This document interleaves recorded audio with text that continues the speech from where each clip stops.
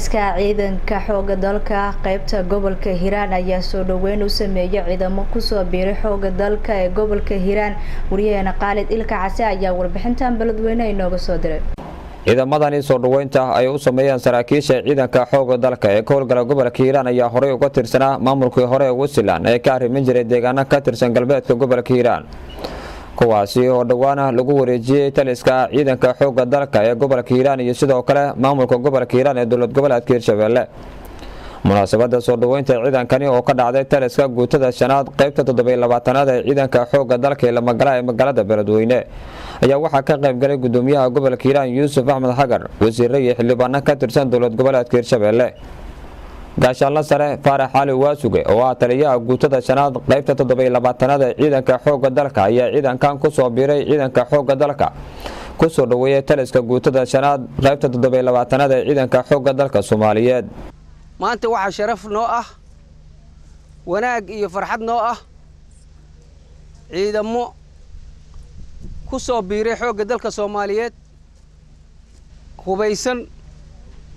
noo yimid muddo badan naga maqnaay laakiin caloosha yani uurka aan iska ogeyno cadawga la wada dagaalameynay ayaan halkaan ku soo dhaweynaynaa xerada la magalay taliska guutada shanaad ee ciidanka Xoogga dalka Soomaaliyeed. waxaan salaan gaara idinka wada taliyaha Xoogga dalka Soomaaliyeed iyo abaanduulaha Xoogga dalka salaantaas oo ah in la dhiirigeliyo ciidamada Xoogga dalka Soomaaliyeed. arrin aad iyo aad aan ugu faraxno waaye soo dhawaada walaalaheenow soo dhawaada ciidankeennii qalabka sidow ku soo dhawaada dawladdeennii Soomaaliyeed ku soo dhawaada maamulka ama systemka hadda halka ka dhisan ee Hiirshabelle ku soo dhawaada ciidamadiinii Xoogga dalka Soomaaliyeed oo xerada la magalay degan oo gacmo furan iyo wiji farxad leh iyo calool furan intaba idinku soo dhaweyna.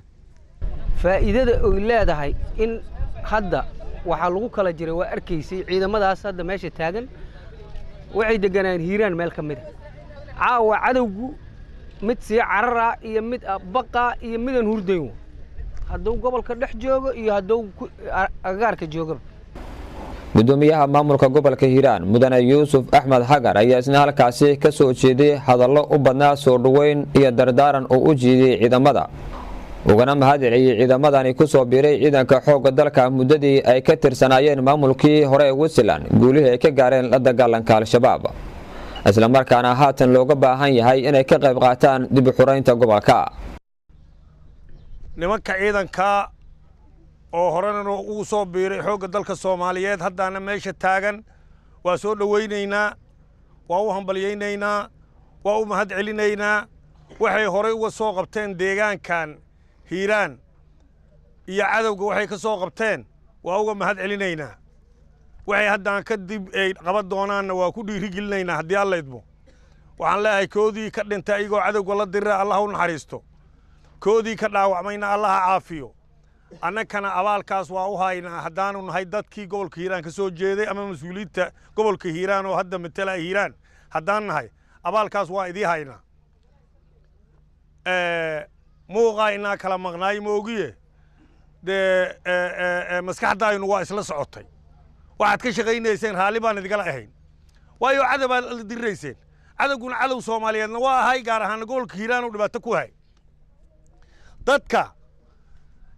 ayagu danaha gaarka aluhu magacyo kale ha idigu sheegaano siyaabo kale ha u fikiraano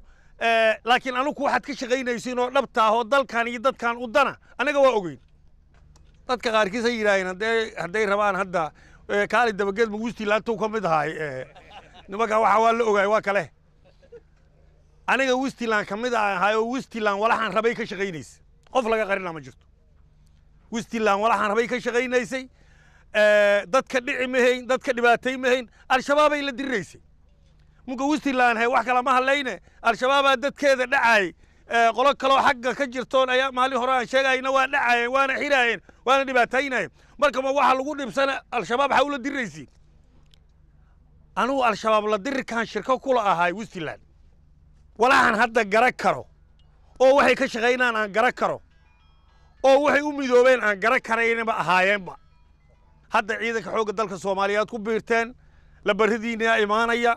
garaamkiina imaanaya mushaarkiina imaanaya inta ka horeysana mas'uuliyaddu anagayna saaran tahay ku soo dhawaada xiradii lama galaa ee xoogga dalka Soomaaliyeed lahay